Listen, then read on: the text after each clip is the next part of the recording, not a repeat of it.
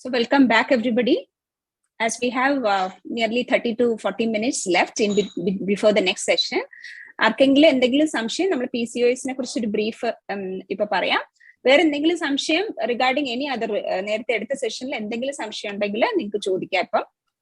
Okay, Sripriya ഒരു introduction കൊടുക്കാവോ PCOD കുറിച്ച്? PCOD എന്ന് പറയുന്നത് എന്താണ്? മോസ്റ്റ് കോമൺലി കുറെ പേർക്ക് PCOS, PCOD ഭയങ്കര കൺഫ്യൂഷൻ ആണ്. PCOS is a syndrome and disorder. PCOD എന്ന് പറയുമ്പോൾ disorder. It is a hormonal disorder in reproductive ages. നമ്മുടെ reproductive ages especially from 18 to 50 വരുന്ന ചെറിയ ചെറിയ സിസ്റ്റുകളാണ്, നമ്മുടെ ഓവറീസിൽ കാണുന്ന സിസ്റ്റുകളാണ്.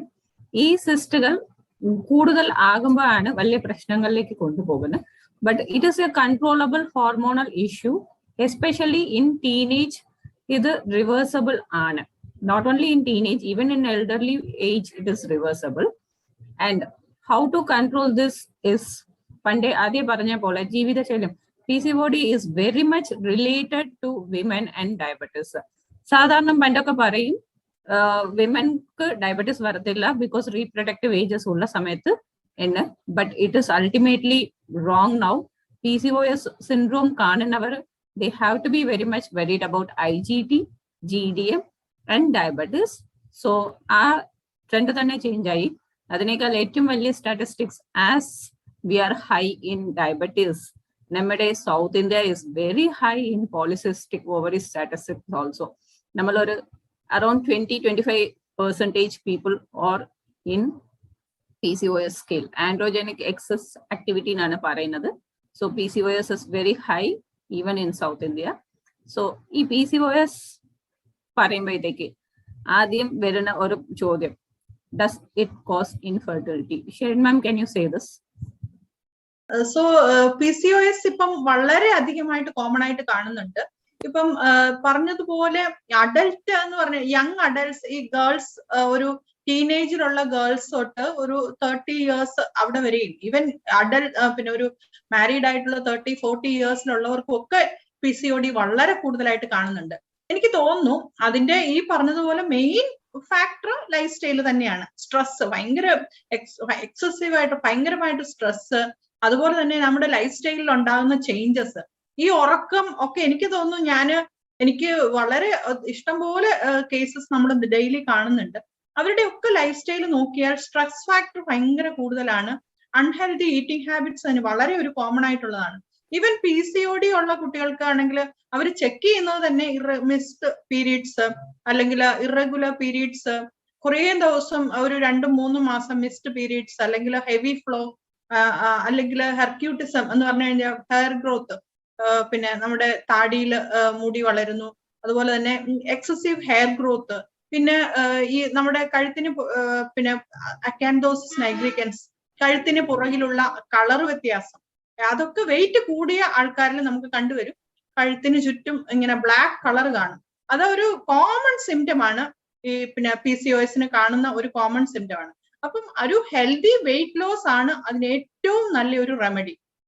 ഹെൽത്തി വെയിറ്റ് ലോസ് നമ്മുടെ ഈ ലൈഫ് സ്റ്റൈൽ, ഈ പറഞ്ഞതുപോലെ തന്നെ നമ്മൾ ടൈമിന് ആഹാരം കഴിക്കുക, കറക്റ്റ് ആയിട്ട് ലൈഫ് സ്റ്റൈൽ ക്രമീകരിക്കുക, അതിലൂടെ സ്ട്രെസ് റിലീസ് ചെയ്യാൻ ഉമ്മ മുമ്പേ പറഞ്ഞ പോലെ മെഡിറ്റേഷൻ, യോഗ, ഇതൊക്കെ ഒന്ന് പ്രാക്ടീസ് ചെയ്യുക. ഇതൊക്കെ ചെയ്ത് എന്നും നമ്മളുടെ ഒരു റെഗുലർ പ്രാക്ടീസ്, ഒരു ഡിസിപ്ലിൻ നമ്മുടെ ലൈഫിന് കൊണ്ടുവരണം. അങ്ങനെയാണെങ്കിൽ ഈവൻ നമ്മുടെ വണ്ണം ഉള്ളവർക്ക് മാത്രമല്ല, ഒബീസ് ആയിട്ടുള്ളവർക്ക് മാത്രമല്ല, ഇപ്പം PCOD, ലീൻ PCOD ഇപ്പം വളരെ കോമൺ ആയിട്ട് കാണുന്നു. അപ്പൊ നമ്മൾ അതിനെ ശ്രദ്ധിക്കേണ്ടത് നമ്മുടെ ലൈഫ് സ്റ്റൈൽ മോഡിഫിക്കേഷൻ മാത്രമാണ്. ഈ പറഞ്ഞ പോലെ 5 servings ഓഫ് വെജിറ്റബിൾസ് കഴിക്കുക, ഈ സിമ്പിൾ കാർബോഹൈഡ്രേറ്റ് കുറയ്ക്കുക, ഇതൊക്കെ ചെയ്താൽ മാത്രമേ നമുക്ക് അതിൽ നിന്ന് ഒരു വ്യത്യാസം ഉണ്ടാകത്തുള്ളൂ. ഡെഫിനറ്റ്ലി മെഡിസിൻസ് നമ്മൾ എടുക്കേണ്ടി വരും. നമ്മൾ കൺട്രോൾ ആദ്യം നമ്മളുടെ ഇപ്പോഴത്തെ ലൈഫ് സ്റ്റൈൽ ക്രമീകരിച്ചു കഴിഞ്ഞാൽ PCOD കംപ്ലീറ്റ് ആയിട്ട് അത് മാറ്റാൻ പറ്റും. ഇൻഫെർട്ടിലിറ്റി അതിനൊരു കോമൺ കാരണം തന്നെയാണ്. PCOD കൺട്രോൾഡ് അല്ലെങ്കിൽ ഇൻഫെർട്ടിലിറ്റി അതിനൊരു കോമൺ കാരണമാണ്. പക്ഷേ നമ്മൾ കൺട്രോൾ ചെയ്താൽ കംപ്ലീറ്റ്ലി ക്യൂറബിൾ ആണ്.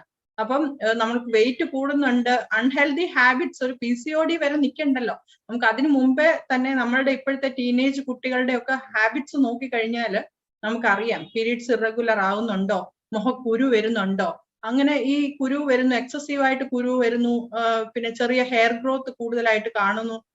വണ്ണം കൂടിയ കുട്ടികൾക്കാണെങ്കിൽ ഈ അക്കാൻഡോസിസ് നൈഗ്രിക്കൻസ് എന്ന കഴുത്തിന് പുറകിലുള്ള കളർ വ്യത്യാസം കാണുന്നു. ഇതൊക്കെ കാണുമ്പോഴേ നമ്മൾ ലൈഫ് സ്റ്റൈൽ ക്രമീകരിക്കണം. അതിലൂടെ കംപ്ലീറ്റ് ആയിട്ട് നമുക്കത് ട്രീറ്റ് ചെയ്ത് മാറ്റാം എന്നുള്ളതാണ് വിത്ത് എക്സ്പീരിയൻസ് എനിക്ക് പറയാനുള്ളത്. പൊതുവിൽ ഈ PCOD-യിൽ വേറെ ഒരു കാര്യം, എന്റെ ഒരു പ്രാക്ടീസിൽ ഞാൻ അബ്സർവ് ചെയ്ത ഒരു കാര്യം, ശരൺ ചേച്ചി പറഞ്ഞ lean PCOD. Yes, lean PCOD വളരെ വളരെ കൂടുതലാണ്. ബിക്കോസ് ഈ ലീൻ PCOD എന്ന് പറയുമ്പോഴത്തേക്ക് എൻ്റെ അടുത്ത് വരുന്ന ചില കുട്ടികളുടെ ഡയറ്റിന് ഞാൻ സാമ്പിൾ പറയാം.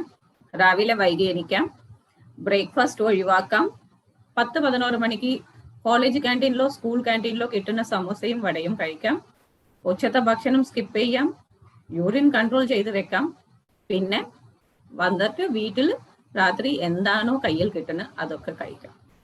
This is the life style of so many young generation now. ഈ റീസെന്റ് ഞാൻ കുറെ FB-യിലൊക്കെ നമ്മൾ നോക്കുമ്പോൾ ഒരു റീസെന്റ് ആയിട്ട് ഞാൻ ഒരു പോസ്റ്റ് കണ്ടു. And I just stopped following that group. They says that cooking for 1 hour to eat for just 15 minutes is the biggest scam in the world. എന്ന് പറഞ്ഞു. അപ്പൊ അത്രയും വലിയ സ്കാം ആണോ കുക്കിംഗ് എന്ന് ചോദിച്ചാൽ I don't believe so. Cooking for 1 hour is very very important for your 60 to 70 years of life. Every single meal we cook matters a lot. അപ്പൊ ഈ single meal we cook matters a lot എന്ന് പറയാൻ കാരണം നമ്മൾ അധികം PCOD-കാരുടെ ഹിസ്റ്ററിയിൽ very common is skipping the breakfast. Why? They think അതിന്റെ ആവശ്യം എനിക്കില്ല.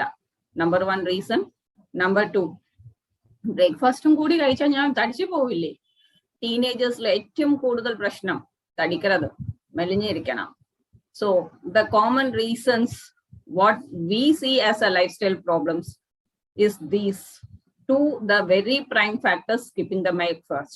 പിന്നെ ബ്രേക്ക്ഫാസ്റ്റ് നമ്മൾ ഒഴിവാക്കുമ്പോൾ what happens is carbohydrate കുറയുന്നു.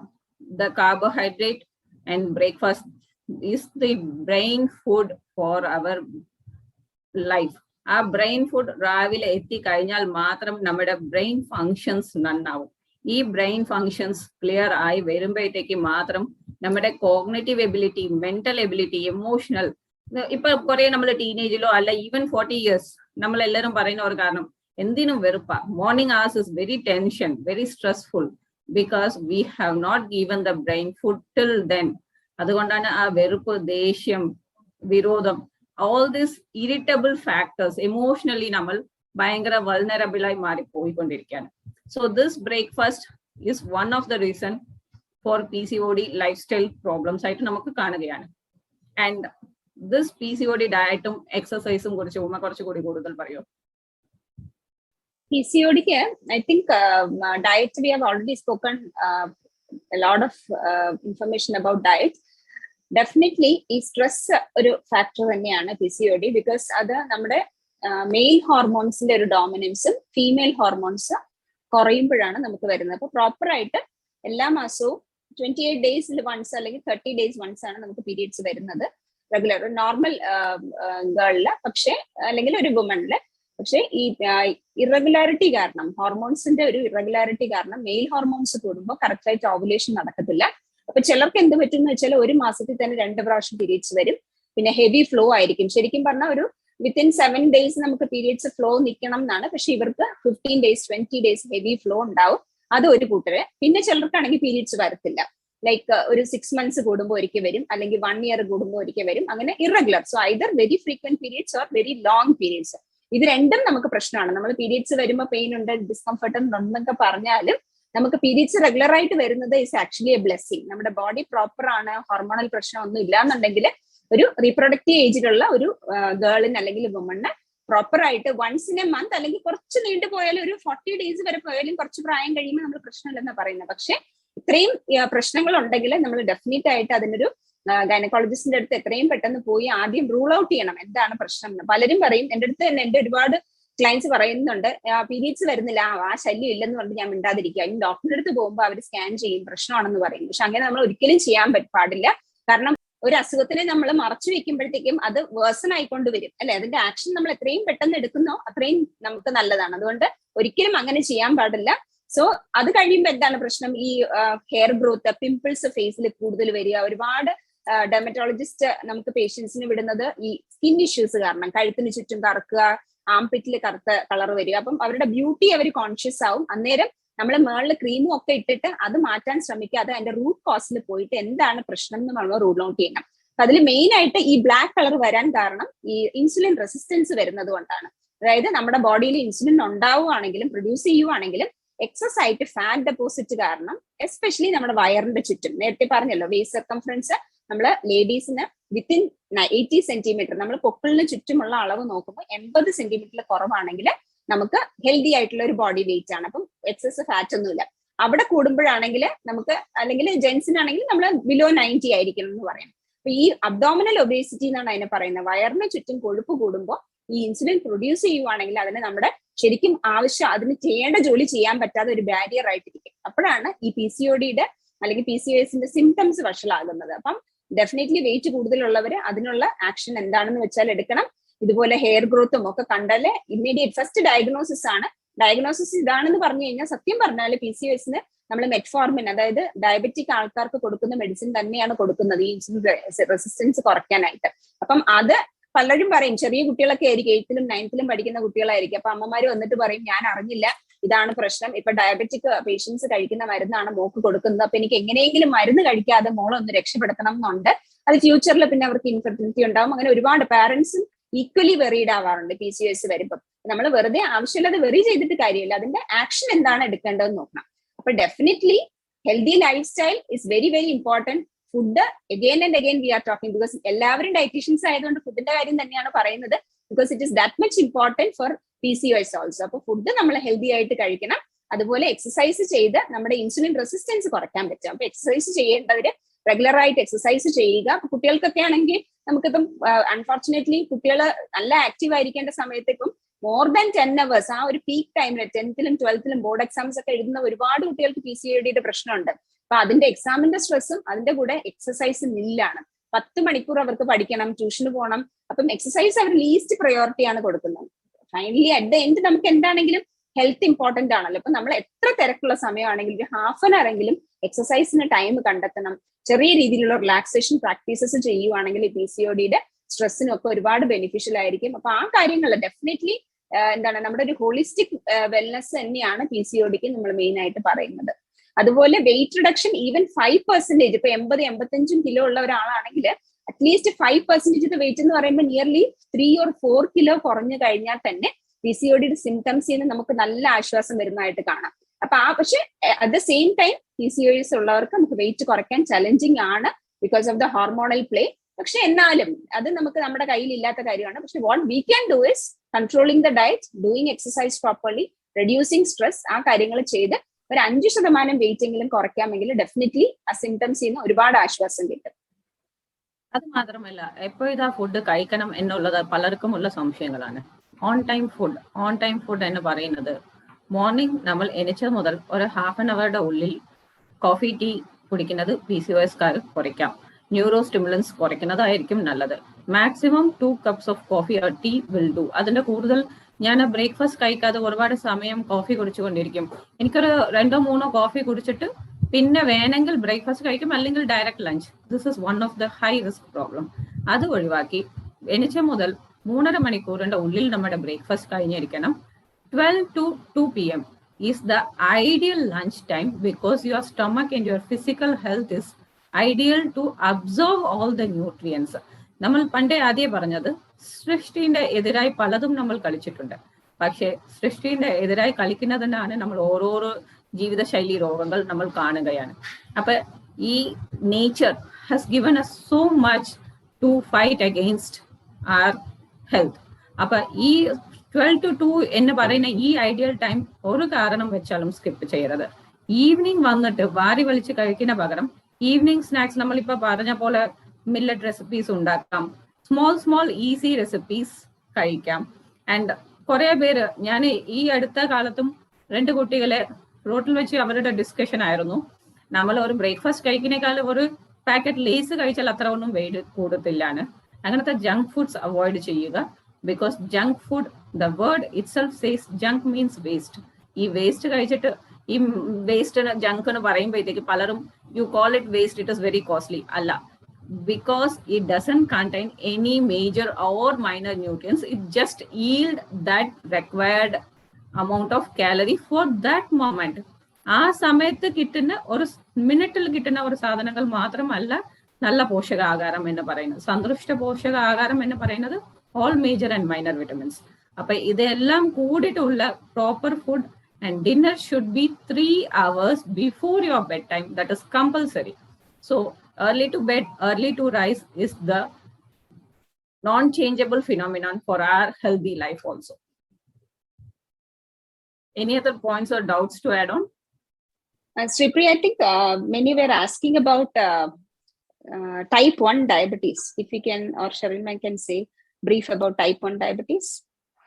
Sharon ma'am, are you there?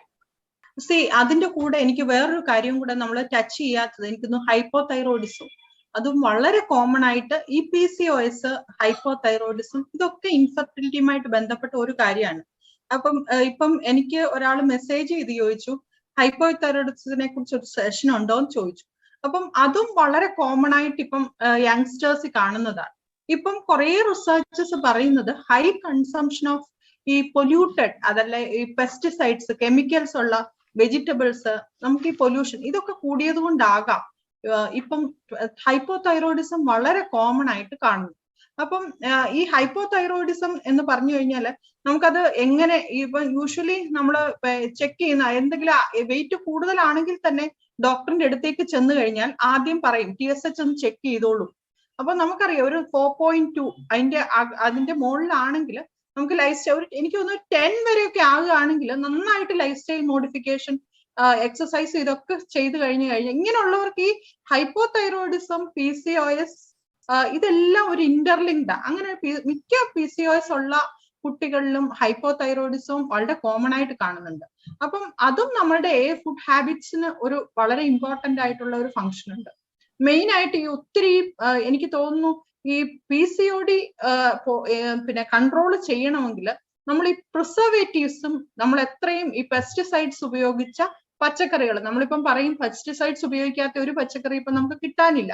എന്തുകൊണ്ട്, എങ്ങനെ നമുക്ക് അതിനെ മാറ്റാം എന്നുള്ളതാണ് ഇപ്പൊ നമ്മൾ ചെയ്യേണ്ടത്. അപ്പൊ നമുക്ക് എനിക്ക് തോന്നുന്നു എല്ലാ വെജിറ്റബിൾസും നമ്മൾ കഴിക്കുന്നതിന് മുമ്പേ എല്ലാ വെജിറ്റബിൾസും എല്ലാവരും ഇപ്പം ചെയ്യുന്നതാണ്, എങ്കിലും സോൾട്ടോ, കുറച്ച് മഞ്ഞൾപ്പൊടി, ഈവൻ പുളി, ഒത്തിരി കെമിക്കലായിട്ടുള്ള പല പിന്നെ ടാബ്ലറ്റ് ഫോമിലുള്ള പല ഇതും അവൈലബിൾ ആണ് ഇപ്പൊ അത് വെള്ളത്തിലേക്ക് ഈ പെസ്റ്റിസൈഡ്സ് കളയാൻ വേണ്ടിയുള്ള ടാബ്ലറ്റ്സ് ഇട്ടിട്ട് വെജിറ്റബിൾസ് മുക്കി വെച്ച് അങ്ങനെ ചെയ്യാം. അതിനേക്കാട്ടിലും എല്ലാം നല്ല നമുക്ക് വെറും നമ്മളുടെ വാളംപുളി അല്ലെ കൊടംപുളി ഇതിട്ട വെള്ളം, അതിന്റെ കൂടെ ഉപ്പ്, അല്ലെങ്കിൽ പിന്നെ ഇത് ഇട്ട് കഴിഞ്ഞാൽ തന്നെ നന്നായിട്ട് വെജിറ്റബിൾസ് സോക്ക് ചെയ്ത് വെച്ച് കഴിഞ്ഞാൽ ഒരു വിധത്തിൽ വരെ നമുക്ക് ആ പെസ്റ്റിസൈഡ്സിനെ കളയാൻ പറ്റും. അതിനുശേഷം ഈവൻ ഈ കൈപ്പയ്ക്ക, പാവയ്ക്ക പോലെയുള്ള വെജിറ്റബിൾസ് നന്നായിട്ട് ബ്രഷ് ഇട്ട് തന്നെ ഉരച്ച് കഴുകണമെന്നാണ് പറയുന്നത്. അപ്പൊ ഇത് ഒന്ന് പ്രാക്ടീസ് ചെയ്യുക. അതോടൊപ്പം തന്നെ എല്ലാ ദിവസവും നിർബന്ധമായിട്ടും ഇപ്പം പണ്ട് നമ്മൾ ഹൈപ്പോതൈറോയിഡിസം ഉണ്ടെങ്കിൽ ഉടനെ ക്യാബേജ്, കോളിഫ്ലവർ, കപ്പ, സോയാബീൻ ഇതൊക്കെ അവോയ്ഡ് ചെയ്യാൻ പറയുമായിരുന്നു. എനിക്ക് തോന്നുന്നു അതിലും മെയിനായിട്ട് കണ്ടുവരുന്നത് മുഴുവൻ ഹൈപ്പോതൈറോയിഡിസിന്റെ മെയിൻ റീസൺ നമ്മൾ ഈ ഒത്തിരി പ്രിസർവേറ്റീവ്സും പെസ്റ്റിസൈഡ്സും ഉള്ള ആഹാര സാധനങ്ങൾ. ഇപ്പം പ്രിസർവേറ്റീവ്സ് ഇല്ലാത്ത ഒരു ആഹാരം ഇല്ല. ഇപ്പൊ മീൻസ് വെളിയിൽ നിന്ന് വാങ്ങിക്കുന്ന എന്തിനും കളർ ആകട്ടെ പല രീതിയിലുള്ള പെസ്റ്റിസൈഡ്സ് ചേർത്താണ്. അപ്പം അങ്ങനെയുള്ള ഈ പാക്ഡ് ഫുഡ് വെളിയിൽ നിന്ന് വാങ്ങിക്കുന്നത്, ഇപ്പം ഞാനിപ്പോ പലപ്പോഴും വിചാരിച്ച ഒരു കാര്യമാണ്, നമ്മളിപ്പം ഗോതമ്പ് പൊടി, നമ്മളിപ്പം ഒരു പാക്ഡ് ഗോതമ്പ് പൊടി വാങ്ങിക്കുമ്പോൾ നമ്മൾ പാക്ക് ചെയ്ത ഗോതമ്പ് പൊടിക്കകത്ത് നമ്മൾ എത്ര നാള് വെച്ചാലും അതിനകത്ത് ഒരു കീടബാധ ഉണ്ടാകത്തില്ല. പക്ഷെ നമ്മളൊന്ന് വീട്ടില് നന്നായിട്ട് കഴുകി വെയിലത്ത് ഉണക്കി വെച്ച ഗോതമ്പ് പൊടി ഒന്ന് പൊടിപ്പിച്ചെടുത്തിട്ട് നമ്മൾ ടിന്നിൽ വെച്ച് നോക്കിയേ, അതെങ്ങനായാലും അതിനകത്ത് ഒരു കട്ട പിടി കുറെ നാൾ ഒരു 15-20 ദിവസം കഴിയുമ്പോൾ അതിങ്ങനെ ലംസ് പോലെ ഫോം ചെയ്യും. ബിക്കോസ് അത് എന്തുകൊണ്ട് നമ്മൾ വാങ്ങിക്കുന്ന പിന്നെ പാക്ഡ് ഗോതമ്പ് പൊടികൾ മാസം തോറും 3, 4, 5 മാസം ഇരുന്നാലും അതിനൊരു പ്രശ്നവും ഇല്ല. എന്തുകൊണ്ട് അങ്ങനെ സാധിക്കുന്നു? കാരണം അത് നമ്മൾ ഇവൻ തുറന്ന് പാക്കറ്റ് പൊട്ടിച്ചൊരു ഡബയിൽ ഇട്ടാലും അതിനുള്ള സാധ്യത കുറവാണ്. നമ്മൾ ചിന്തിക്കേണ്ട ഒരു കാര്യമാണ് അല്ലെ. അപ്പൊ അതുപോലെ തന്നെ പിന്നെ ഇപ്പം പല ഇതും കാണുന്നു, പൗഡർ ഒരു ഈവൻ കറി പൗഡർ ആണെങ്കിലും നമ്മളെല്ലാം ഈസി ആയിട്ട് പുട്ടുപൊടി നമ്മൾ വാങ്ങിക്കുകയാണ്. പണ്ട് ഇതൊന്നും നമ്മൾ ഈ രീതിയിൽ വെളിയിൽ നിന്ന് മാർക്കറ്റിൽ നിന്ന് വാങ്ങിക്കുന്ന പൊടികൾ ഉപയോഗിക്കാനില്ലായിരുന്നു. ഇപ്പൊ നമ്മളെല്ലാം ഈവൻ ഗോതമ്പ് പൊടിയാകട്ടെ, പിന്നെ പുട്ടുപൊടിയാകട്ടെ, നൂലപ്പമാകട്ടെ, എന്തും നമ്മൾ പാക്കറ്റ് വെളിയിൽ നിന്ന് വാങ്ങിച്ചാണ്. അപ്പൊ ഈ സോഫ്റ്റ്നെസ് കിട്ടാനും അങ്ങനെ ഇവരെന്തൊക്കെ ആഡ് ചെയ്യുന്നു നമുക്കറിയില്ല. അതുപോലെ തന്നെ ബ്രെഡ് നമ്മളൊന്നും വേണ്ട. ഇപ്പം നമുക്കിതെല്ലാം അവോയ്ഡ് ചെയ്ത ഒരു ജീവിതം നമുക്ക് പോസിബിൾ ആയിരിക്കുകയില്ല. എങ്കിലും നമ്മൾ കോഷൻസ് എടുത്തിരിക്കണം, നമ്മൾ അറിഞ്ഞിരിക്കണം നമ്മൾ കഴിക്കുന്നത് എത്ര ശതമാനം. വല്ലപ്പോഴും ഒരു ബ്രെഡ് കഴിക്കുന്നത് പോലെയല്ല നിരന്തരമായി എല്ലാ ദിവസവും നമ്മൾ ബ്രെഡ് കഴിക്കുക. അല്ലെങ്കിൽ നമ്മൾ എളുപ്പത്തിന് വേണ്ടി, ഇപ്പം അമേരിക്കൻ കൾച്ചറിലൊക്കെ ഇങ്ങനെ കോൺഫ്ലെക്സ്, രാവിലെ സീരിയൽസ് മാത്രമേ അവർ കഴിക്കാറുള്ളൂ. കുട്ടികൾക്ക് കൊടുത്തു വിടുന്നതാണെങ്കിലും ജ്യൂസിന്റെ പാക്കറ്റ് കൊടുത്തു വിടും, ഓക്കെ ഇടയ്ക്ക് കഴിക്കാൻ. അപ്പം ആ ഒരു കൾച്ചറിലേക്ക് ഒരു ഫ്രൂട്ട് ജ്യൂസ് എത്ര നോ പ്രിസർവേറ്റീവ്സ് ടെട്രാ പാക്കിന്റെ മുന്നിൽ എഴുതിയിട്ടുണ്ട്. പക്ഷെ ഒട്ടും ഇല്ലാതെ നമ്മൾ എങ്ങനെ നമുക്ക് ഇത്രയും പിന്നെ നമുക്ക് ക്യാരി ഓൺ ചെയ്യാൻ പറ്റും എന്നുള്ളത് നമ്മൾ സൂക്ഷിക്കേണ്ടിയിരിക്കുന്നു. അതുകൊണ്ട് കഴിവതും നമുക്ക് ഇതിനൊക്കെ ഉള്ള ഒരേ ഒരു റെമഡി, കഴിവതും ഡയറ്റിൽ നന്നായിട്ട് നമ്മൾ പിന്നെ ഈ എത്രയും നാച്ചുറൽ ആവുക. ഈവൻ നമ്മളുടെ വെജിറ്റബിൾസ് ഒക്കെ വാങ്ങിക്കുകയാണെങ്കിലും വളരെ വളരെ വില കൊടുത്ത് നമ്മൾ ഫ്രോസൺ വെജിറ്റബിൾസും ഇപ്പൊ കിവിയും അങ്ങനെ ഇമ്പോർട്ടഡ് ആയിട്ടുള്ള ഫ്രൂട്ട്സും ഒക്കെ വാങ്ങിക്കുകയാണ്. സീസണിലല്ലാത്ത ആപ്പിൾ കഴിക്കുക, ആപ്പിളിന്റെ സീസണിൽ മാത്രം ആപ്പിൾ കഴിക്കുക. ഈ സീസണിൽ ഏത് ഫ്രൂട്ട് ആണോ അതാണ് നമ്മളുടെ ആരോഗ്യത്തിന് ഏറ്റവും നല്ലത്.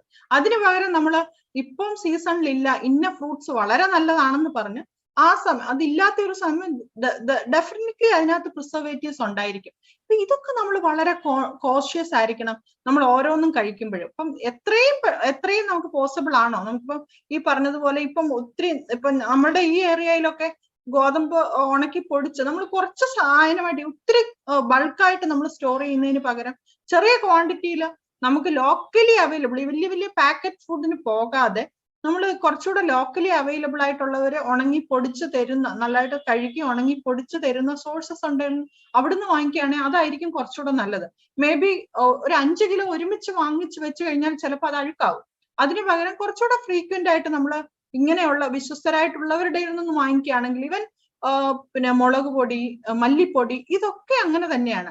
അപ്പൊ എത്രമാത്രം ഒരു റിലയബിൾ ആണ് നമ്മളുടെ ഈ പാക്ഡ് ഫുഡ് എന്നുള്ളത്, അതും നമ്മുടെ തൈറോയിഡ്, PCOS ഇതുമായിട്ടൊക്കെ നല്ല ലിങ്ക്ഡ് ആണ്.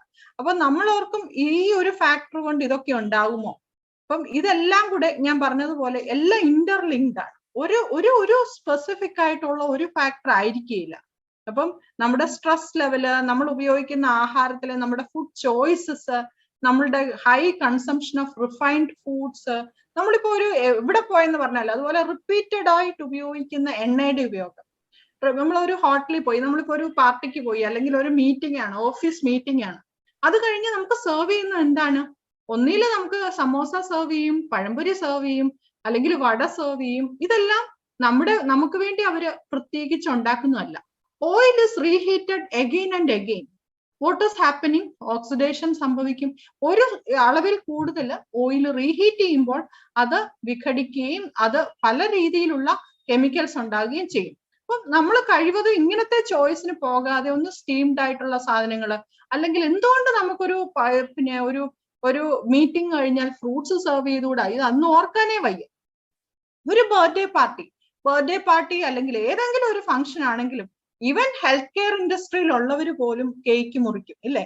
കേക്കിന്റെ ആ whipping cream is full of trans fat, അല്ലെ?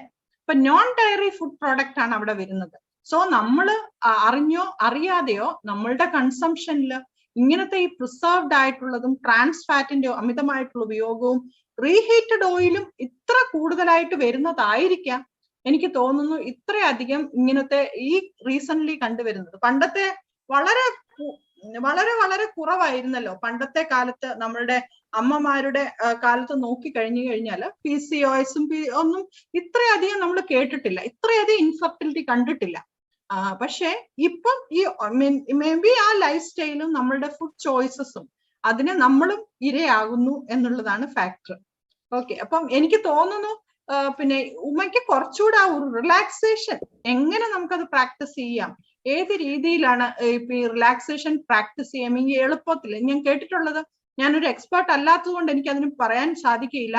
ഓഫീസ് അവേഴ്സിൽ രാവിലെ തൊട്ട് വൈകിട്ട് വരെ നമ്മൾ ഇങ്ങനെ കണ്ടിന്യൂസ് ഇരിക്കുകയാണ്. കണ്ടിന്യൂസ് ഇരിക്കുമ്പോൾ നമുക്ക് റിലാക്സേഷൻ, ഭയങ്കര സ്ട്രെസ്ഡ് ആയിട്ടുള്ള ജോലികൾ ചെയ്യുന്നവരുണ്ട്. അപ്പൊ അതിന്റെ ഇടയ്ക്ക് നമുക്ക് ഈ 1 മിനിറ്റ് റിലാക്സേഷൻ അതൊക്കെ കേട്ടിട്ടുണ്ട്, അത് ഒത്തിരി നല്ലതാണ്. അപ്പം അതെങ്ങനെ നമുക്ക് എന്ത് ചെയ്യാൻ സാധിക്കും, നമുക്ക് പിന്നെ ഈ റിലാക്സേഷൻ എങ്ങനെ നമുക്ക് ഹെൽപ്പ് ചെയ്യാൻ സാധിക്കും എന്ന് പറഞ്ഞു കഴിഞ്ഞാൽ practical tips, if you can suggest something that is better. Okay, ഞാൻ വേണമെങ്കിൽ എല്ലാവരും ഇപ്പൊ ലഞ്ചിന് വേണ്ടി റെഡി ആയിരിക്കുവാണെന്ന് തോന്നുന്നു. ലഞ്ചിന് മുമ്പ് ഒരു ക്വിക്ക് റിലാക്സേഷൻ തരാം, എന്നിട്ട് എല്ലാവർക്കും പോയി ലഞ്ച് കഴിക്കാൻ തോന്നുന്നു അല്ലേ? Okay, 1 minute. അപ്പൊ എല്ലാവരും റെഡിയാണോ ബിഫോർ ലഞ്ച് റിലാക്സേഷന്? റാണിയമ്മ റെഡിയാണോ? ഓക്കെ, സോ ആക്ച്വലി എന്റെ സെഷൻ ഒരു ഡൗട്ട് വന്നു, സമയം കൂടിപ്പോയാണ്, അങ്ങനെയാണ് ഞാൻ പെട്ടെന്ന് ഹറി ചെയ്തത് റിലാക്സേഷൻ തരാതെ. So that I can give you right now, very short one, ഒരു 10 മിനിറ്റ്സ് ഉണ്ടോ എല്ലാവർക്കും? 10 മിനിറ്റ്സ് ഓക്കെ ശ്രീപ്രിയ?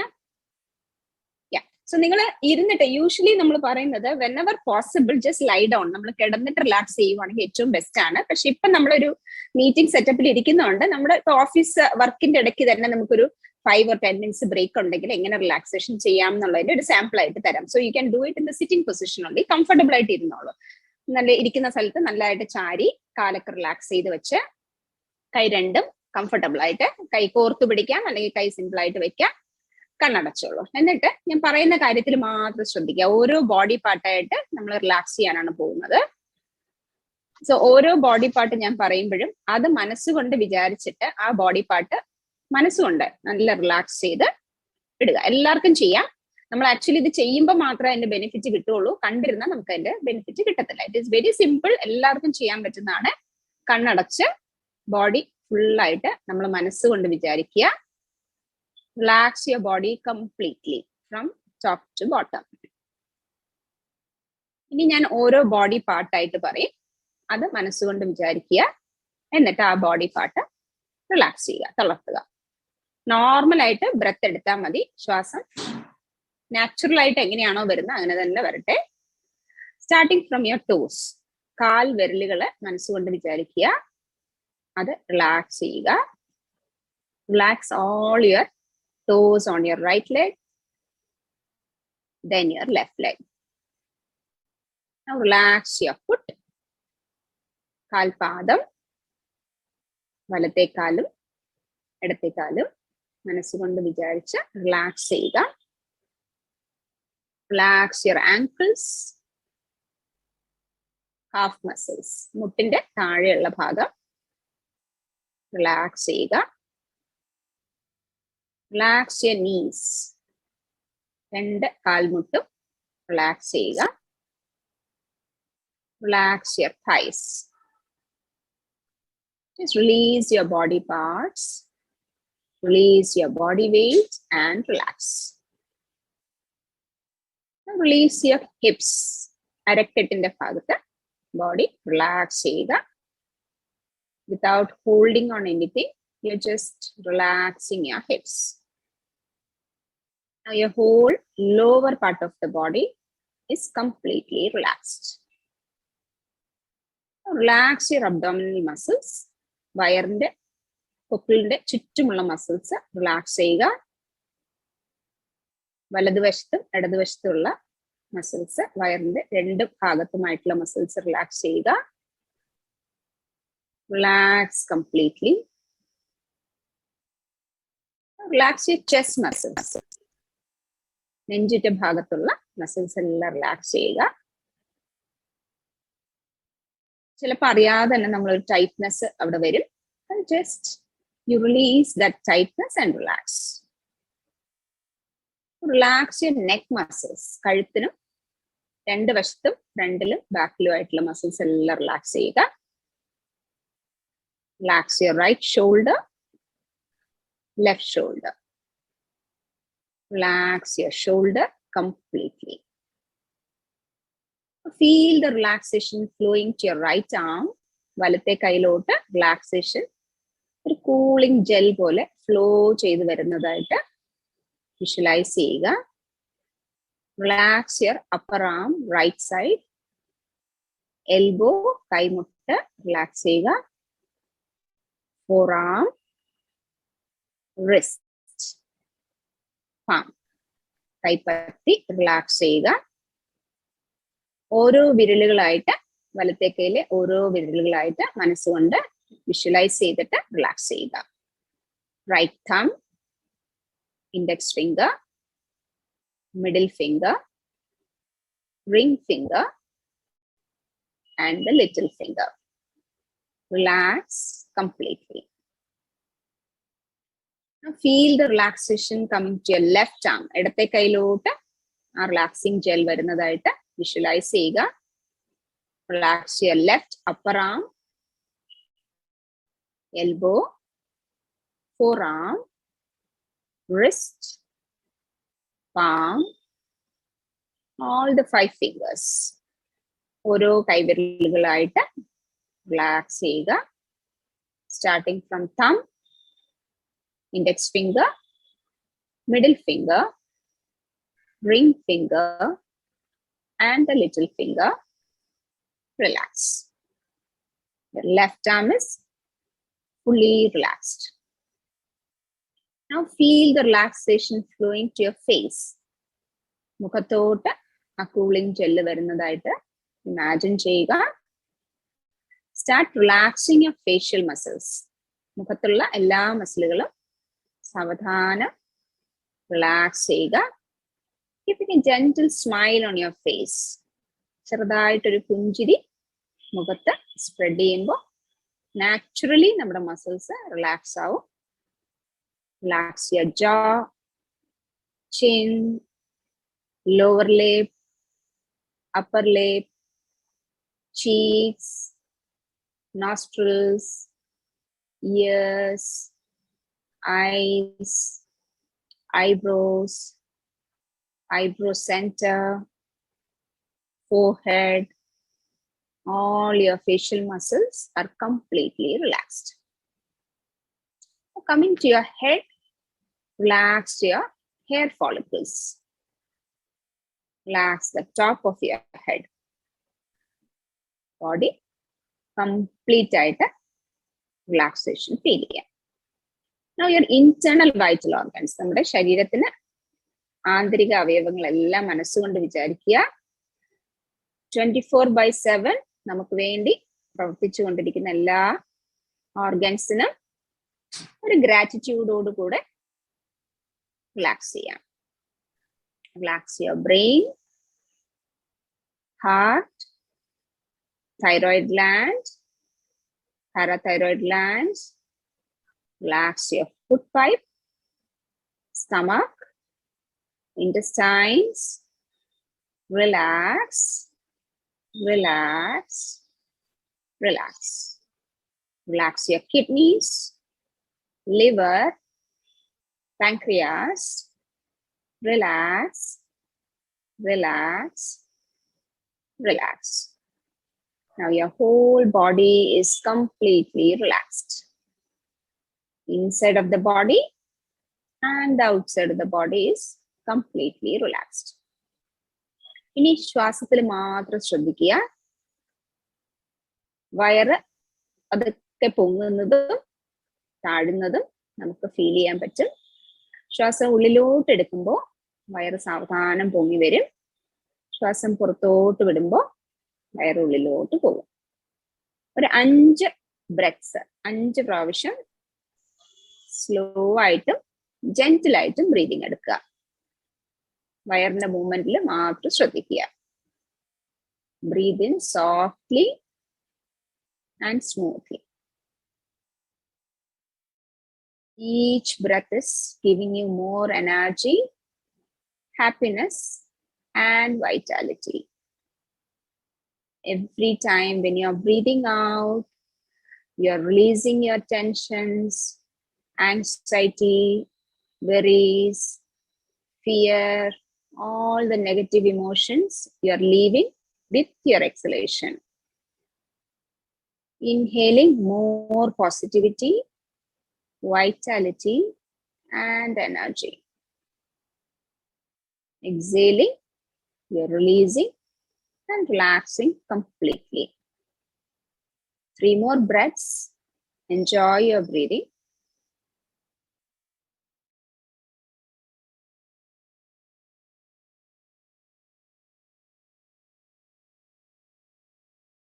ഇനി വളരെ സാവധാനം കണ്ണടച്ചുകൊണ്ട് തന്നെ 2 കൈയും പ്രസ് ചെയ്ത്, പാംസ് രണ്ടും പ്രസ് ചെയ്ത് നന്നായിട്ട് റബ് ചെയ്യുക. റബ് യുവർ പാംസ് നൈസ്ലി. നല്ലൊരു ഹീറ്റ് കയ്യിൽ ജനറേറ്റ് ചെയ്തിട്ട് അത് കണ്ണിലോട്ട് വെക്കുക. Slowly open your eyes looking at your own palms. കണ്ണ് തുറന്ന് നിങ്ങളുടെ കൈകളിൽ തന്നെ ആദ്യം നോക്കുക. Thank you so much. Lovely relaxation. Thank you. Thank you. But unfortunately, thank you, Ranima. എന്തെങ്കിലും ഡൗട്ട്സ് ഉണ്ടോ റാണിയമ്മയ്ക്ക്? ശ്രീപ്രിയ, റാണി മോഹൻദാസ് മാം നമുക്ക് വിഷസ് തന്നിരുന്നു video. Thank you for joining. Thank you for joining, Ranima. Thanks for your wishes also. Okay, so thank you everybody. Shripriya, did we talk about type 1 diabetes? Type 1 diabetes എന്ന് പറഞ്ഞു കഴിഞ്ഞാൽ അതൊരു metabolic ഒരു disorder, ആ കുട്ടികൾക്ക് ഉണ്ടാകുന്ന ഒരു പ്രശ്നമാണല്ലോ. അപ്പം അതിന് നമുക്ക് എന്താന്ന് ചോദിച്ചു കഴിഞ്ഞാൽ, കുട്ടികൾക്ക് ഇൻസുലിൻ ഉൽപ്പാദിപ്പിക്കുന്നേ ഇല്ലാത്ത ഒരു കണ്ടീഷനിലാണ് ടൈപ്പ് 1 ഡയബറ്റിസ് എന്ന് പറയുന്നത്. അപ്പം ആ കണ്ടീഷനിൽ നമ്മൾ കൃത്യമായി അവരുടെ ഡയറ്റ് പ്ലാൻ ചെയ്യേണ്ടിയിരിക്കുന്നു. അതായത് അവർക്ക് ഇൻസുലിൻ ശരീരത്തിൽ ഉൽപ്പാദിപ്പിക്കുന്നേ ഇല്ല. ആ സമയത്ത് നമ്മൾ ഇഞ്ചക്ട് ചെയ്യേണ്ടി വരും. അത് രാവിലെ ഉച്ചയ്ക്കും 3 times ആയിരിക്കാം. ഞാൻ പറഞ്ഞത് പിന്നെ ഈ ടൈപ്പ് 1 ഡയബറ്റിസ് എന്ന് പറയുമ്പോൾ നമ്മൾ എങ്ങനെയാന്ന് ചോദിച്ചു കഴിഞ്ഞാൽ, ആ കുട്ടികൾക്ക് അവരുടെ ശരീരത്തിൽ ഇൻസുലിൻ ഉൽപ്പാദിപ്പിക്കുന്നേ ഇല്ല. ആ സംഭവം നമുക്ക് എന്താ ചെയ്യേണ്ടതെന്ന് വെച്ച് കഴിഞ്ഞാൽ, അവർക്ക് കൃത്യമായിട്ട് ഇൻസുലിന്റെ ഡോസ് നമുക്ക് ഇഞ്ചക്ട് ചെയ്യേണ്ടി വരും. പക്ഷെ അത് നന്നായിട്ട് പിന്നെ അതൊരു എൻഡോക്രൈനോളജിസ്റ്റ്, ഡയബറ്റിക് എഡ്യൂക്കേറ്റർ, ഡയറ്റീഷ്യൻ ഇവരെല്ലാം കൂടെ ഒരുമിച്ചിരുന്ന് കുട്ടിയെ എഡ്യൂക്കേറ്റ് ചെയ്യണം. അതിന്റെ ഇമ്പോർട്ടൻസ് എന്താണ്, ഡയബറ്റിസ്, ഈ ടൈപ്പ് 1 ഡയബറ്റിസ് വരാനുള്ള കാരണം. അപ്പൊ അവർക്ക് നമ്മള് ഈ പല പേരൻസും ചിലപ്പം കണ്ടിട്ടുണ്ട്, അവർക്ക് ആഹാരം കൊടുക്കാറേ ഇല്ല. മീൻസ് ലൈക്ക് ഭയങ്കരമായിട്ട് റെസ്ട്രിക്ട് ചെയ്ത്, എല്ലാം റെസ്ട്രിക്ട് ചെയ്യും. കാർബോഹൈഡ്രേറ്റ് ഇപ്പം പ്രായമുള്ളവരുടെ അതേ രീതിയിലുള്ള ഡയറ്റ് റെസ്ട്രിക്ഷൻസ് ഒക്കെ കൊടുത്ത് സ്ട്രിക്റ്റ് ആയിട്ട് റെസ്ട്രിക്ട് ചെയ്യും. അപ്പൊ എന്താണ് സംഭവിക്കുന്നത്?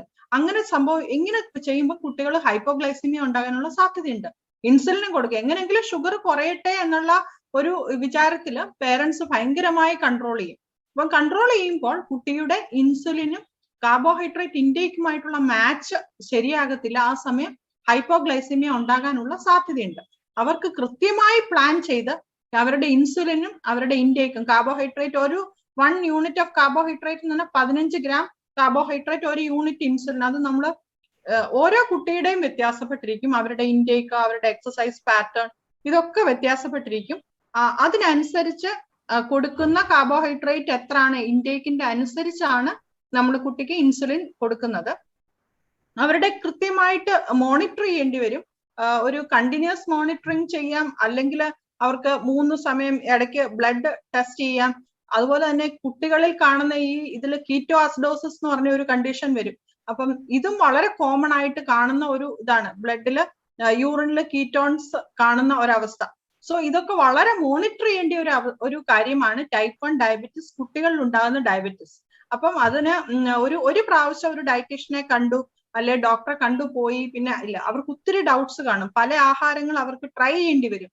പല രീതിയിൽ ആ കുട്ടിയുടെ ആക്ടിവിറ്റി ലെവലും ആഹാരം കഴിക്കുന്നതിന്റെ അളവും തമ്മിൽ ഒത്തിരി കോമ്പിനേഷൻ പല പ്രാവശ്യം ട്രൈ ചെയ്ത് അവർക്ക് ഒരു കൃത്യമായ ഡോസ് ഇൻസുലിൻ സജസ്റ്റ് ചെയ്യുക. അതുപോലെ തന്നെ ഫുഡ് ഇൻടേക്ക് അതിനനുസരിച്ച് ക്രമീകരിക്കുക. ഇതൊക്കെ ടൈപ്പ് 1 ഡയബറ്റീസിന് വളരെ ഇമ്പോർട്ടന്റ് ആയിട്ടുള്ള കാര്യമാണ്. കഴിവതും സിമ്പിൾ കാർബോഹൈഡ്രേറ്റ് ഒഴിവാക്കുന്നതാണ് നല്ലത്.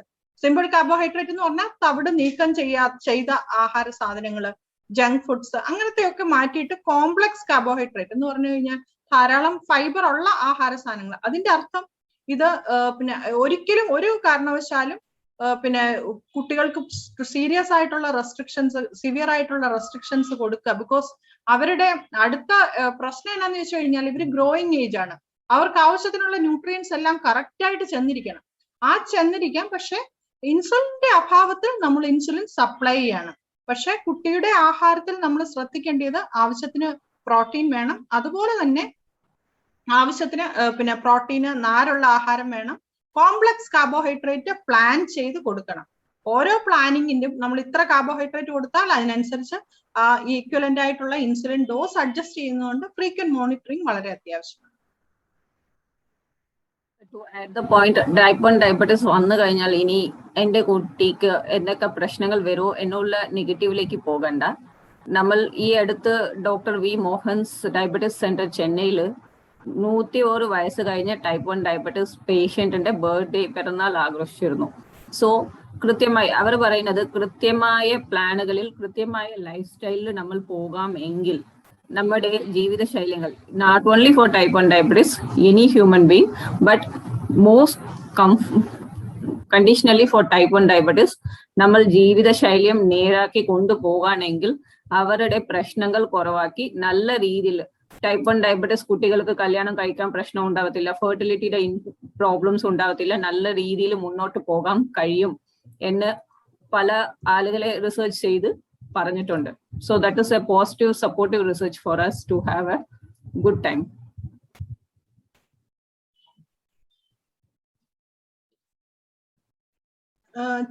ചാറ്റ് ബോക്സിൽ എന്തെങ്കിലും ക്വസ്റ്റ്യൻസ് ഉണ്ടോ? നമുക്ക് ആൻസർ ചെയ്യേണ്ടതായിട്ടുള്ള ക്വസ്റ്റ്യൻസ് ഉണ്ടെങ്കിൽ read somewhere that people having gestational diabetes have a high chance of developing type 2 diabetes in future.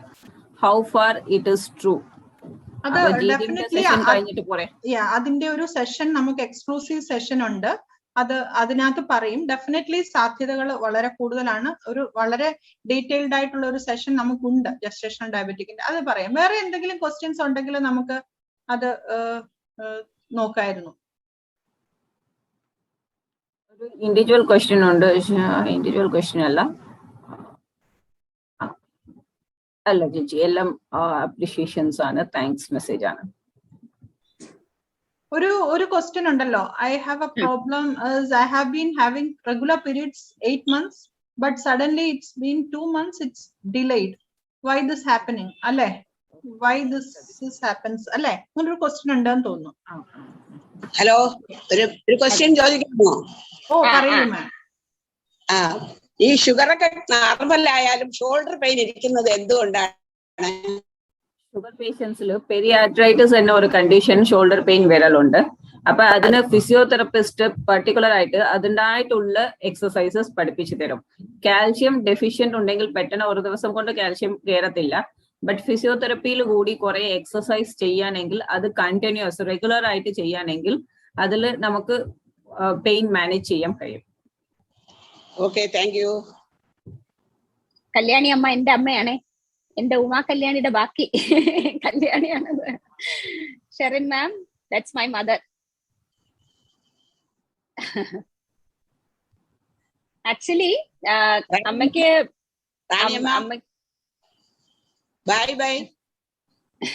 അമ്മയ്ക്ക് ഷോൾഡർ പെയിൻ ഒക്കെ വന്നപ്പോഴേക്കും ഒരു 4-5 ഒരു മോർ ദാൻ 1 year ആയിട്ട് ട്രീറ്റ്മെന്റ് എടുത്തോണ്ടിരിക്കുകയായിരുന്നു. പക്ഷെ അൺഫോർച്ചുനേറ്റ്ലി ആ ഡോക്ടർ കാൽഷ്യം ഒന്നും ചെക്ക് ചെയ്യാൻ പറഞ്ഞില്ല. എനിക്ക് ഡൗട്ട് തോന്നി അമ്മയുടെ അടുത്ത് വൈറ്റമിൻ ഡി ചെക്ക് ചെയ്യാൻ പറഞ്ഞപ്പോ ഇറ്റ് വാസ് വെരി ലോ, 9 ഉണ്ടായിരുന്നുള്ളൂ.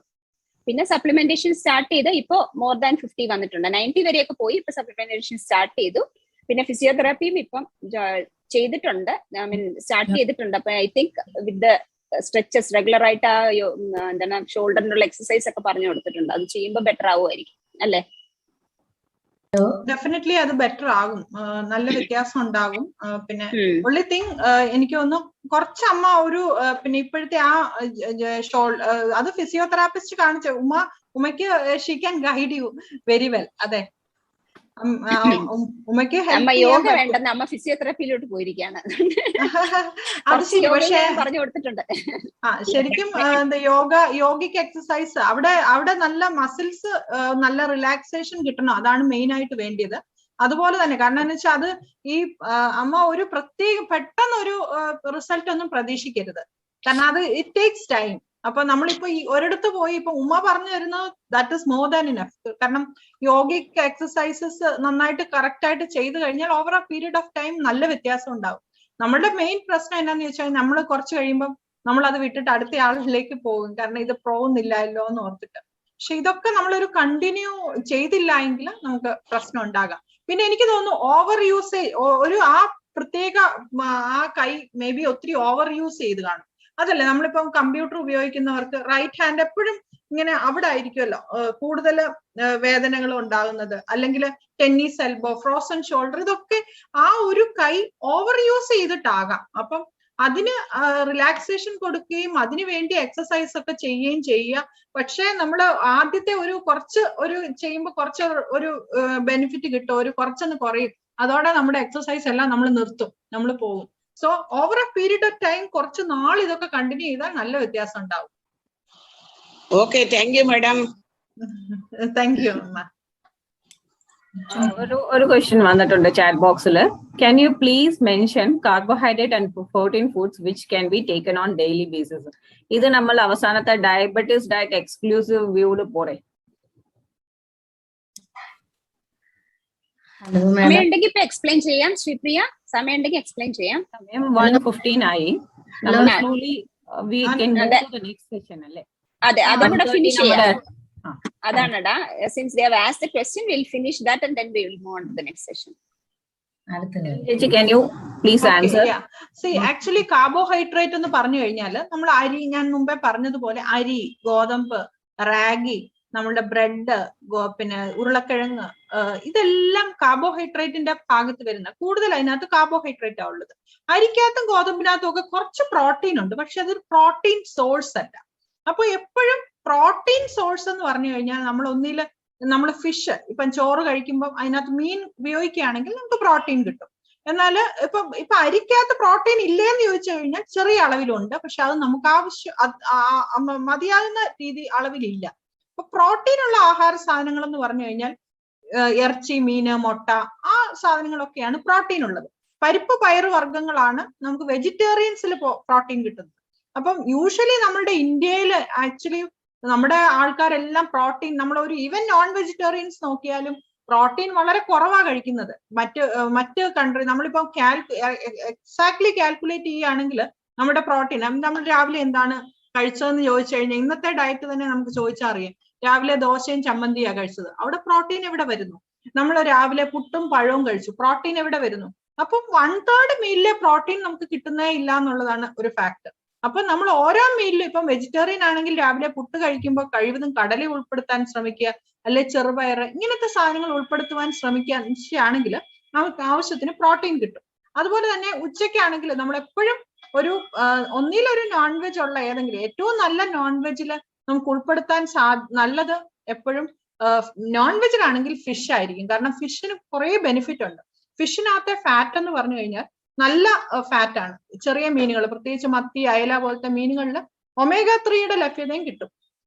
അപ്പൊ അത് കഴിവതും കറി വെച്ച് ഉപയോഗിക്കാൻ ശ്രമിക്കുക. അത് ഉപയോഗിച്ചു കഴിഞ്ഞാൽ നമുക്ക് ആവശ്യത്തിന് പ്രോട്ടീൻ കിട്ടും. എന്നാൽ വെജിറ്റേറിയൻസിനാണെങ്കിലോ ഈ ചോറിന്റെ കൂടെ നമ്മൾ ചെറുപയറോ പരിപ്പ് കറിയോ അല്ലെങ്കിൽ മുളപ്പിച്ച പയറോ അല്ലെങ്കിൽ വൻപയറോ മുതിരയോ ഇതൊക്കെ വളരെ നല്ലതാണ്. ഒരു പോർഷൻ എന്ന് പറഞ്ഞു കഴിഞ്ഞാൽ ഒരു കട്ടോരി, ഒരു സ്റ്റീലിന്റെ കട്ടോരി, അത്രയും നമുക്ക് പ്രോട്ടീൻ ഉള്ള ആഹാര സാധനങ്ങൾ നിർബന്ധമായിട്ടും ബ്രേക്ക്ഫാസ്റ്റും ലഞ്ചും ഡിന്നറിലും നമ്മൾ പ്രോട്ടീൻ ഡിഷ് ഉപയോഗിച്ചില്ല എങ്കിൽ നമുക്ക് ആവശ്യത്തിനുള്ള പ്രോട്ടീന്റെ ലഭ്യത കുറയും. അതുകൊണ്ട് ഓരോ മീൽസിലും ഉപയോഗിക്കാൻ ശ്രമിക്കുക എന്നുള്ളതാണ് ഏറ്റവും മെയിൻ. ശരൺ ചേച്ചി, ഒരു പേഴ്സണൽ ക്വസ്റ്റ്യൻ വന്നിട്ടുണ്ട് ഡയറക്റ്റ് മെസ്സേജിൽ. ഇന്റർമിറ്റന്റ് ഫാസ്റ്റിംഗ് ഡയബറ്റിസ് ആളുകൾ ചെയ്യാൻ പാടുണ്ടോ? ഇന്റർമിറ്റന്റ് ഫാസ്റ്റിംഗ് ഡയബറ്റിക് പേഷ്യൻസിന് ചെയ്യുന്നതിനോട് ഞാൻ വലിയൊരു താല്പര്യമില്ല. ഡെഫിനറ്റ്ലി ഈവൻ ആദ്യത്തെ സ്റ്റേജില് വളരെ വെയിറ്റ് വളരെ കൂടിയവരിലാണ് ഈ ഇന്റർമിറ്റന്റ് ഫാസ്റ്റിംഗ് ചെയ്യുന്നതെങ്കിൽ ഒരു പ്ലാൻഡ് ആയിട്ടുള്ള രീതിയിൽ നമുക്ക് ചെയ്യാം. കാരണം എന്താണെന്ന് വെച്ചാൽ ഒത്തിരി പേരിൽ കണ്ടുവരുന്നത് ഭയങ്കര വെയിറ്റ് ആണ്. അപ്പൊ എങ്ങനെങ്കിലും ഒന്ന് കുറയ്ക്കണം. അപ്പം 8 hours ഈറ്റിങ്ങും 16 മണിക്കൂർ നോൺ ഈറ്റിംഗ് അവേഴ്സും ഒക്കെ ആവും. എന്നിട്ട് പക്ഷെ 8 hours അവർ കഴിക്കുമ്പോഴത്തേക്ക് നന്നായിട്ട് അങ്ങോട്ട് കഴിക്കുന്നത് കണ്ടിട്ടുണ്ട്. അല്ലെങ്കിൽ അവർ കുറച്ച് നാളത്തേക്ക് വളരെ കൺട്രോൾഡ് ഡയറ്റ് ആയിരിക്കും. പിന്നെ അവർ ഭയങ്കര ഫ്രസ്ട്രേഷൻ ഉണ്ടാവും. ഫ്രസ്ട്രേഷൻ ഉണ്ടായിട്ട് പിന്നെ അതെല്ലാം നിർത്തിയിട്ട് അങ്ങ് ഓവർ ഈറ്റ് ചെയ്യും. അപ്പൊ ഈ കുറഞ്ഞ വെയിറ്റ് എല്ലാം തിരിച്ചു വരും. അപ്പം ഇന്റർമിറ്റന്റ് ഫാസ്റ്റിംഗ് നല്ലതാ. ഞാൻ ഇന്റർമിറ്റന്റ് ഫാസ്റ്റിംഗ് ഒരു 12 hours പറയാറുണ്ട്. അതായത് നിങ്ങൾ ഒരു 12 to 12 hours ആഹാരം കഴിക്കുക, 12 hours നോൺ ഈറ്റിംഗ് അവേഴ്സ്. അതാകുമ്പോൾ കുറച്ചുകൂടെ നമുക്ക് ഫോളോ ചെയ്യാൻ പറ്റും. രാത്രിയിൽ ഒരു 7 മണിയാകുമ്പോഴത്തേക്ക് നിങ്ങളുടെ ഡിന്നർ കഴിയുക, പിന്നെ ധാരാളം വെള്ളം കുടിക്കുക. പിറ്റേ ദിവസം രാവിലെ ഒരു 7-7:30 ആ സമയം ആകുമ്പോഴത്തേക്ക് ബ്രേക്ക്ഫാസ്റ്റ് കഴിക്കുക. അപ്പോഴത്തേക്ക് നമുക്ക് ഒരു 12 hours വിൻഡോ കിട്ടും. അത് നമുക്ക് സെൽഫ് ഹീലിംഗിന് വളരെ നല്ല ഒരു ഇതാണ് ആ രീതിയിലുള്ള. കാരണം നമ്മൾ എപ്പോഴും ഈ ഈറ്റിംഗ് ബെഡ് ടൈം 11 മണി 10 മണി ഈ രീതിയിൽ ചെയ്യുന്നതിലും, പക്ഷേ ഒരു കാര്യം ശ്രദ്ധിക്കാനുള്ളത്, ഇൻസുലിൻ എടുക്കുന്ന പേഷ്യൻസ് ആണെങ്കിൽ ഈ intermittent fasting you are not suppose to do. അത് ബിക്കോസ് അത് അങ്ങനെ ആകുമ്പോൾ അവർക്ക് ഹൈപ്പോഗ്ലൈസിമിയ ഉണ്ടാകാനുള്ള സാധ്യതയുണ്ട്. ഇത് ഇൻസുലിൻ ഒന്നും എടുക്കുന്നില്ല, കൂടുതലും നമ്മൾ വെയിറ്റ് കൂടുതലായതുകൊണ്ടാണ് ഷുഗർ അൺകൺട്രോൾഡ് ആയതെങ്കിൽ ഈ ഇന്റർമീഡിയന്റ് ഫാസ്റ്റിംഗിലേക്ക് പോകുന്നത് നല്ലതാണ്. പക്ഷെ എപ്പോഴും എന്നും ഫോളോ ചെയ്യാൻ പറ്റുന്ന ഒരു ഡയറ്റ് ഫോളോ ചെയ്യുന്നതാണ് എപ്പോഴും നല്ലത്. പക്ഷെ ഇന്റർമീഡിയന്റ് ഫാസ്റ്റിംഗ് എന്ന് പറഞ്ഞാൽ നമ്മൾ കഴിക്കുന്ന സമയത്ത് എല്ലാ ഫുഡ് ഗ്രൂപ്പ്സ് ഉൾപ്പെടുത്തിക്കൊണ്ട് ഒരു ബാലൻസ്ഡ് ആയിട്ടുള്ള ഒരു ഡയറ്റ് ഒരു ഡയറ്റീഷ്യന്റെ ഹെൽപ്പോടുകൂടെ പ്ലാൻ ചെയ്ത് കഴിക്കണം. അല്ലെങ്കിൽ ചില deficiencies over A period of ഉണ്ടാകാൻ സാധ്യതയുണ്ട്. ഒന്നും കൂടി ക്വസ്റ്റ്യൻ ഉണ്ട്. Can we have only 2 meals per day and leave dinner? Instead have a milk before bed? Definitely ഞാൻ ഈ പറഞ്ഞതൊന്നും മീറ്റ് ചെയ്യത്തില്ലല്ലോ. നമ്മുടെ main meals breakfast, lunch, dinner ആണ്. അപ്പൊ ഒരു മീല് ചെയ്തു കഴിഞ്ഞാൽ നമുക്ക് 1/3 പോർഷൻ ഉള്ള ന്യൂട്രിയൻസ് കിട്ടത്തില്ല. Instead you have 3 major meal and 3 minor meal. പക്ഷെ ഡിവൈഡ് ദാറ്റ് മീൽ, കാലറി കുറഞ്ഞ മീൽ ആ സമയത്ത് കഴിക്കുക. ഒരാള് രാത്രിയിൽ 3 ചപ്പാത്തി കഴിക്കുന്ന സമയത്ത് നിങ്ങൾക്ക് ഈ 2 മീലായിട്ട് മാത്രം എടുക്കുന്നതിന് പകരം you can skip that. May be ഒരു ചപ്പാത്തിയും കുറെ വെജിറ്റബിൾസും ഒരു പ്രോട്ടീൻ ഡിഷും കഴിക്കാം. അതിന് പകരം അതായിരിക്കും കുറച്ചുകൂടെ. അപ്പൊ നമുക്ക് ഇതിലൊക്കെ ഉള്ള ഒരു ഡയബറ്റിക്കിന് ഒരു പ്രശ്നം എന്നാന്ന് ചോദിച്ചു കഴിഞ്ഞാൽ വലിയ പീക്ക് ആയിരിക്കും. ഒരു സമയത്ത് ഹൈപ്പോഗ്ലൈസീമിയ ഒരു അറ്റാക്ക്, മറ്റേ സമയത്ത് ഭയങ്കരമായിട്ട് ഷുഗർസ് എലിവേറ്റ് ചെയ്യുന്ന ഒരു അവസ്ഥ.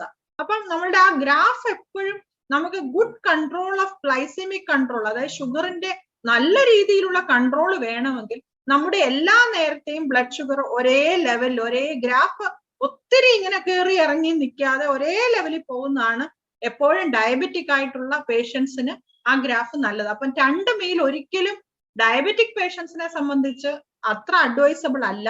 എപ്പോഴും 3 meals plus 3 മിഡ് മീൽസ് ആണ് ഏറ്റവും നല്ലത്.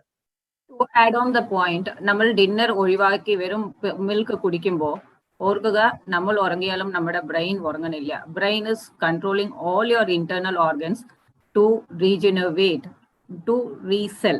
അപ്പൊ ഈ സമയത്ത് നമ്മൾ ഇങ്ങനെ ഭക്ഷണം അതിന് തരാതെ കുറച്ച് വെക്കുമ്പോൾ ദ കോഗ്നിറ്റീവ് എബിലിറ്റീസ് ഡിഫ്യൂസ് ആകും.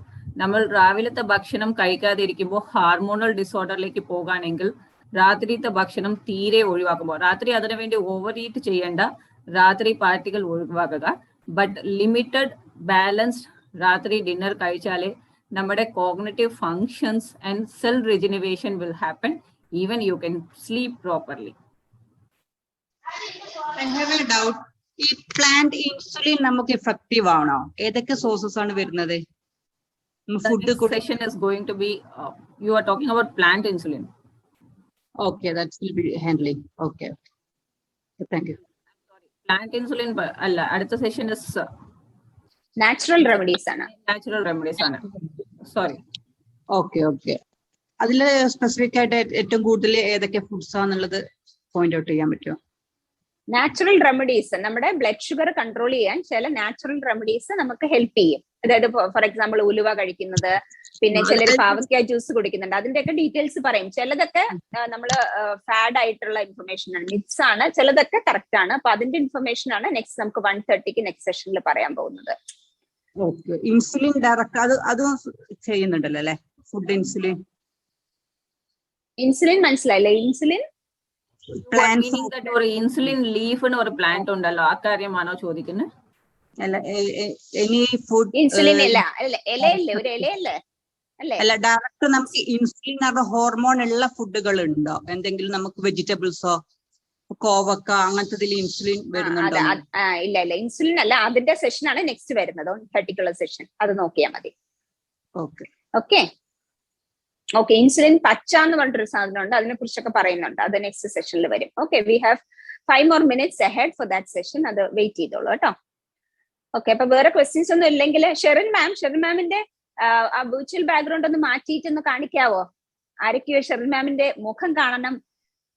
ഭംഗിയുള്ള സൗണ്ട് കേട്ടു, ഇൻഫർമേഷൻ കേട്ടു എന്ന് പറയുന്നുണ്ട്. ശരൺ മാം അതൊന്ന് മാറ്റിയിട്ട് വീഡിയോ ഓൺ ചെയ്യാൻ പറ്റുമോ? നെക്സ്റ്റ് ഒരു ക്വസ്റ്റ്യൻ ഉണ്ട്. When you don't feel hunger how can be forcefully eat ma'am? ശ്രീപ്രിയാണോ പറയാൻ പോകുന്നത്? ഹങ്കർ കുറവെങ്കിൽ നമ്മൾ അനിമിയെ ചെക്ക് ചെയ്യാം. 3 നേരം വിശപ്പില്ല എന്ന് പറഞ്ഞാൽ അനിമിയെ ചെക്ക് ചെയ്യാം. ബട്ട് ഏത് നേരം എനിക്ക് ഹങ്കർ ഇല്ല, എനിക്കിപ്പോ ഫുഡ് വേണ്ട എന്ന് പറഞ്ഞ് ഫുഡിനോട് വിരോധം കാണിക്കണ്ട. നമ്മൾ ഫുഡ് എന്ന് പറയുന്നത് ഔഷധമാണ്. So you have to start it and give it on time. It is by practice your biological clock start working. അപ്പൊ ഏത് നേരം എനിക്ക് വിശക്കുന്ന നേരം കഴിക്കും എന്ന് പറഞ്ഞ് കണ്ടമാന സമയങ്ങളിൽ കഴിക്കാനെങ്കിൽ the biological clock is getting obstructed. So when you don't extremely feel no hunger, you have to check your iron levels. If you have just feeling deprived or mood, എനിക്കിപ്പോ മൂഡ് ഇല്ല, അങ്ങനെയുള്ള പ്രശ്നങ്ങൾ ഉണ്ടെങ്കിൽ please come back to the discipline. There is no remedies or no shortcuts for all these things. Life should be disciplined.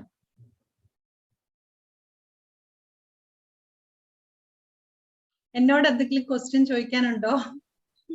റാണി അമ്മ ശരൺ മാം എന്ന് നോക്കിക്കോളൂ, video വന്നു. എന്തെങ്കിലും ക്വസ്റ്റ്യൻസ് ഉണ്ടോ? ഒരു ക്വസ്റ്റ്യൻ ഉണ്ട്. Non hunger due to improper metabolism. അതെ, കാരണം നമുക്ക് പലർക്കും മെറ്റബോളിസം ഡിഫറെന്റ് ആയിരിക്കുമല്ലോ. നമ്മൾ കാണും ചില ആൾക്കാർ എത്ര കഴിച്ചാലും അവർ മെലിഞ്ഞിരിക്കും, ചില ആൾക്കാർ കുറച്ച് കഴിച്ചാൽ മതി പക്ഷെ ഇങ്ങനെ വെയിറ്റ് കൂടും. അത് നമ്മുടെ മെറ്റബോളിസത്തിന്റെ ഡീഅറേഞ്ച്മെന്റ് ആണ്. അപ്പം ഈ ഹൈപ്പോതൈറോയിഡിസം അങ്ങനെയൊക്കെ ഉള്ളവരില് ശരിക്കും പറഞ്ഞു കഴിഞ്ഞാല് ഭയങ്കരമായിട്ട് BMR ബേസൽ മെറ്റബോളിക് റേറ്റ് കുറവായിരിക്കും. അതായത് നമ്മൾ കത്തിച്ച് കളയാനുള്ള കഴിവ് കുറവായിരിക്കും. എന്നാൽ ചിലര് കണ്ടില്ലേ, ഉമ്മയെ പോലൊക്കെ ഇരിക്കുന്നവര്, ഇപ്പം ഒന്നാമത് ഉമ്മ അതുകൊണ്ടല്ല കേട്ടോ, ഉമ്മ നല്ല ആക്റ്റീവ് ആയിട്ടുള്ളത് കൊണ്ടാണ് കത്തി പോകുന്നത്. ഇപ്പൊ ചിലര് കണ്ടിട്ടുണ്ട് ഇഷ്ടംപോലെ കഴിക്കും പക്ഷെ അവര് നല്ല മെലിഞ്ഞിരിക്കും. ഒരു പ്ലേറ്റ് നിറയെ ചോറുണ്ണും പക്ഷെ അവര് നല്ല മെലിഞ്ഞിരിക്കും. അപ്പൊ അങ്ങനെയുള്ളവർക്ക് ശരിക്കും ബേസൽ മെറ്റബോളിക് റേറ്റ് വളരെ കൂടുതലാണ് മെലിഞ്ഞിരിക്കുന്നത്. പക്ഷെ കുറച്ച് കഴിച്ചാൽ മതി പെട്ടെന്ന് വെയിറ്റ് കൂടുന്നവരിൽ ബേസൽ മെറ്റബോളിക് റേറ്റ് വളരെ ഹൈ ആയിരിക്കും. അപ്പം പിന്നെ കുറച്ച് കഴിച്ചു കഴിഞ്ഞാൽ വെയിറ്റ് കൂടുന്നവർക്ക് BMR ലോ ആയിരിക്കും. അപ്പൊ നമുക്ക് ബേസൽ മെറ്റബോളിക് റേറ്റ് കൂട്ടാൻ വേണ്ടിയാണ് നമ്മൾ പറയുന്നത് സ്മോൾ ഫ്രീക്വന്റ് ആയിട്ട് ആഹാരം കഴിക്കുക, low calorie meal in between ടൈമിങ്ങിൽ കഴിക്കുക, വ്യായാമം ചെയ്യുക. ഇതിലൂടെയൊക്കെ നമുക്ക് നമ്മുടെ മെറ്റബോളിസം ബൂസ്റ്റ് ചെയ്യാൻ വേണ്ടി സാധിക്കും. അപ്പം നമ്മൾ ശരിക്കും പറഞ്ഞു കഴിഞ്ഞാൽ ഈ പറഞ്ഞതുപോലെ വിശപ്പില്ലാത്തവർക്കും എക്സസൈസ് ചെയ്താൽ ഡെഫിനറ്റ്ലി അപ്പോഴത്തേക്ക് വിശപ്പാവും. അപ്പം അതൊന്ന് ശ്രദ്ധിക്കുക.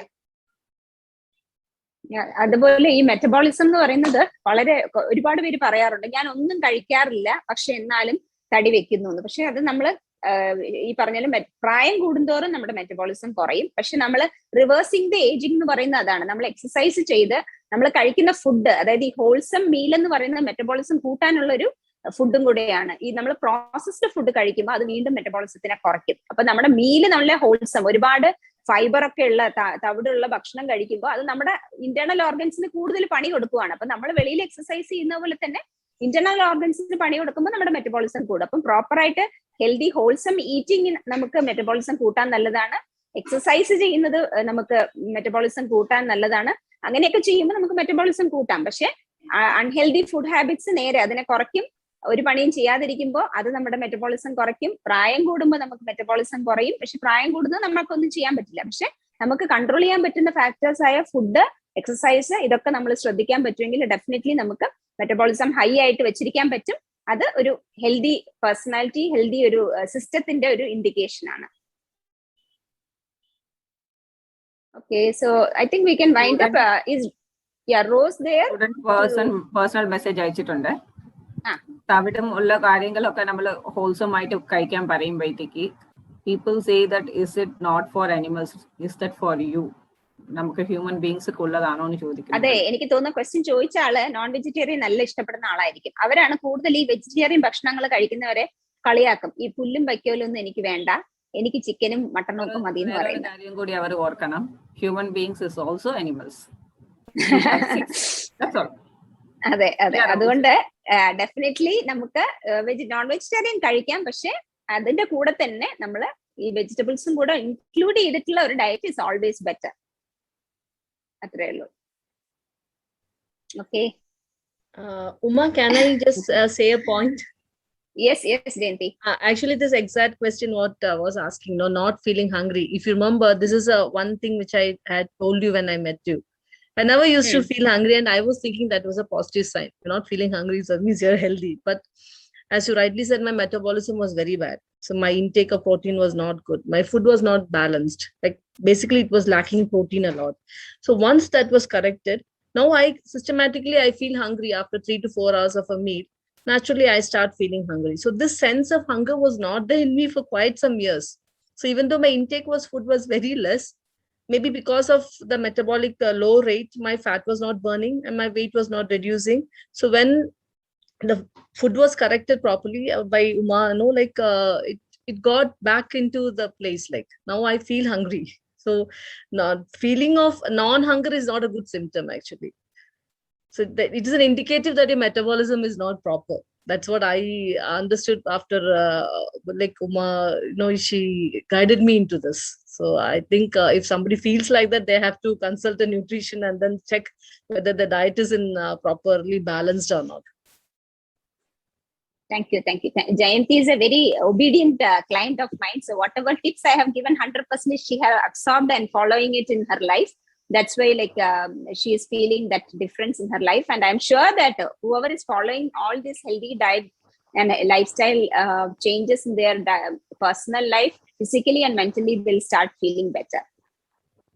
I think we can move on to the next session. Let's hand it over to Rose, our co-host and MC for the next session. Yeah, over to you, Rose. A very good afternoon to one and all present here. I am Rose Matthew. I'll be the MC for the remaining of the sessions. Before beginning, I would like to thank Sripriya ma'am, Uma ma'am, and Sharon ma'am for utilizing the 45 minutes we had to talk more about PCOS and also for listening to all our queries and answering them. So the next session will be handled by Jyoti James ma'am.